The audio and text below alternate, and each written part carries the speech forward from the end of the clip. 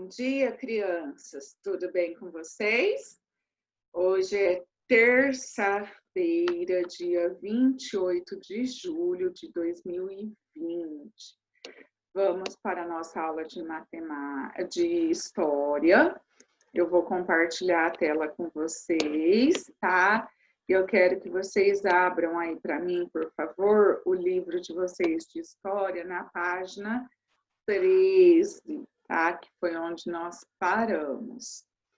Na aula passada, nós vimos sobre as comunidades caiçaras, né? Nós conversamos um pouquinho sobre as comunidades caiçaras, da onde vem o nome caiçara, a origem, né?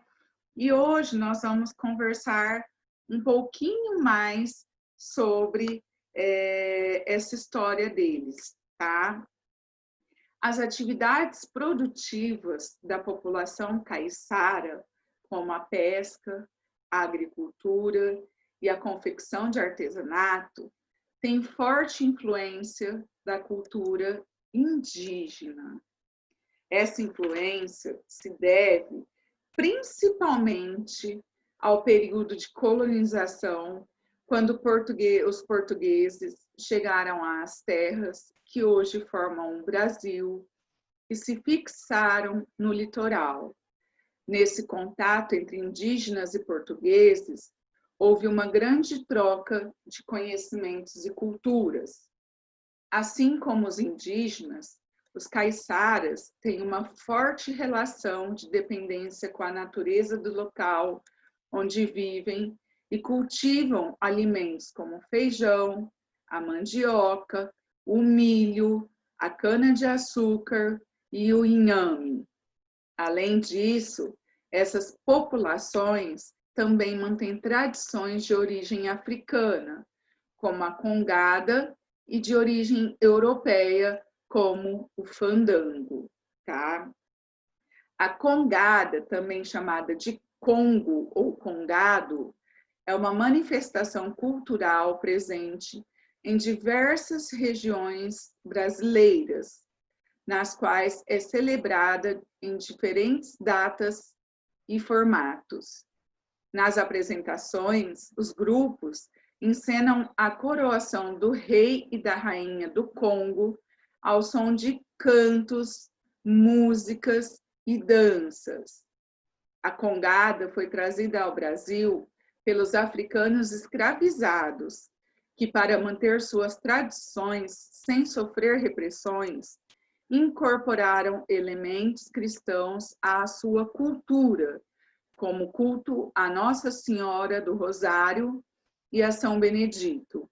A congada é uma manifestação importante para a cultura brasileira e que sobreviveu ao tempo, pois foi passada de geração a geração pelas famílias e afrodescendentes, que assim mantiveram suas tradições.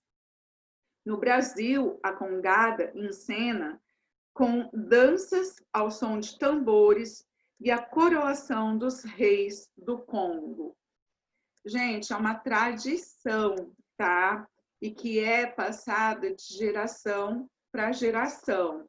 Então, eles dançam ao batuque, ao som do tambor, tá? E é de origem indígena, tá? Aí tem um vídeo para vocês assistirem um pouquinho sobre as comunidades caiçaras. E agora nós vamos falar um pouquinho do fandango. O fandango é uma dança também.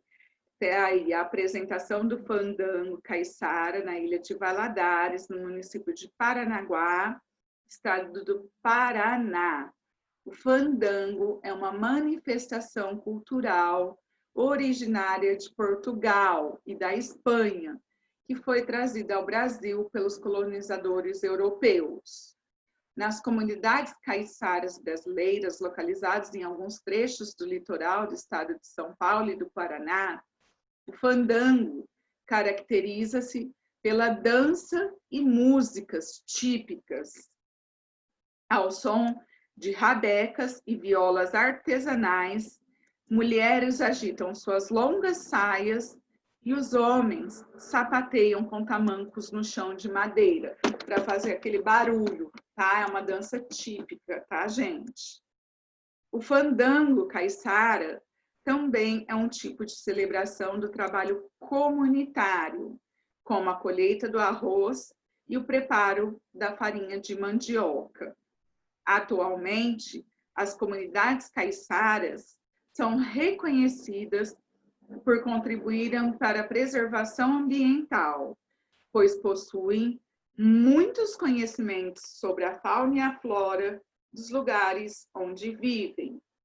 Além disso, utilizam técnicas de pesca e extração pouco invasivas, ou seja, que não são tão agressivas ao meio ambiente. Continuando, página 16. Vamos fazer a leitura de uma obra de arte? Observe a pintura do artista alemão John Moritz Rugendas e, em seguida, responda às questões.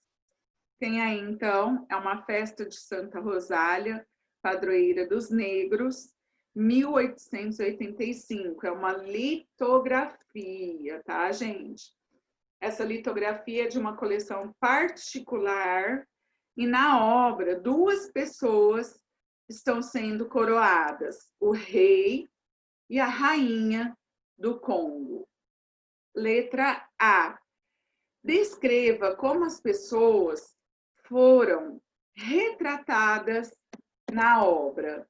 Então, essas pessoas, elas estão fazendo o quê? Elas estão festejando, estão dançando para comemorar ou para se divertir, tá? Letra B.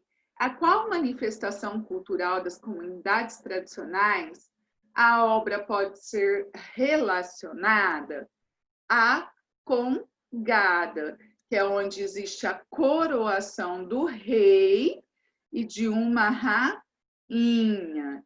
E a letra C pede para nós circularmos as pessoas que estão sendo coroadas aí nessa imagem, no caso, o rei e a rainha do Congo, tá? É só vocês circularem aí.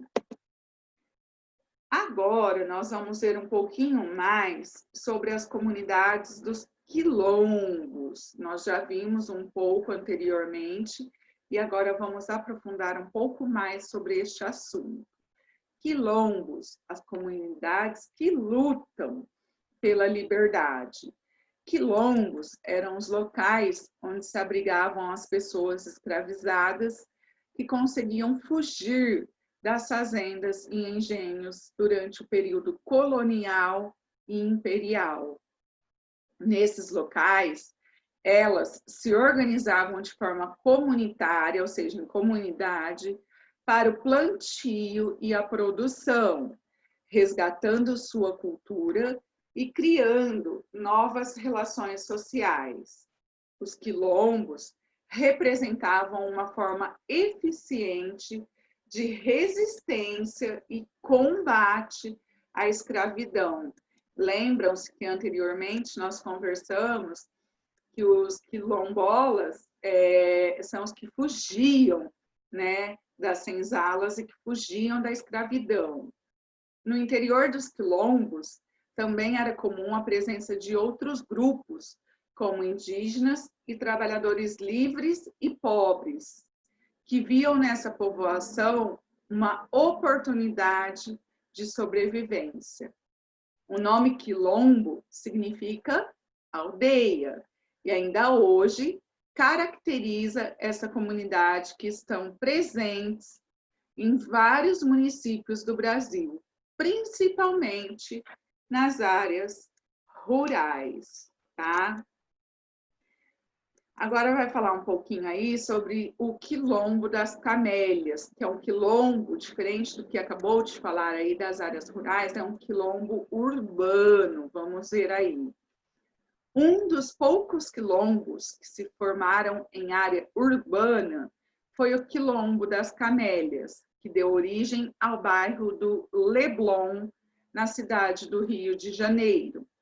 A história dessa comunidade começa em 1878, quando um comerciante português chamado José de Seixas Magalhães comprou uma chácara para a produção de camélias e passou a empregar em sua plantação trabalhadores escravizados que haviam fugido. As camélias eram enviadas à princesa Isabel, filha de D. Pedro II, imperador do Brasil na época. Tá aí a foto, gente, da camélia. Eram as flores preferidas da princesa Isabel e no século XIX elas eram extremamente raras no Brasil, tá? No Quilombo das Camélias, essas pessoas trabalhavam na plantação das flores e, ao mesmo tempo, sentiam-se protegidas dos fazendeiros que utilizavam a mão de obra escrava, exploravam sua força de trabalho e as submetiam a condições desumanas. Com o surgimento do movimento abolicionista, formado por pessoas de diferentes setores da sociedade que defendiam a abolição da escravidão no Brasil, ou seja, acabar com a escravidão, as camélias foram escolhidas como símbolo de liberdade e passaram a ser usadas pelos abolicionistas que se reuniam neste quilombo.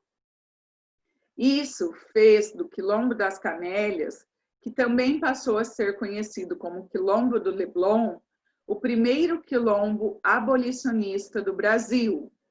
O uso da mão de obra escrava no país foi abolido somente em 13 de maio de 1888, quando a própria princesa Isabel assinou a Lei Áurea, tá?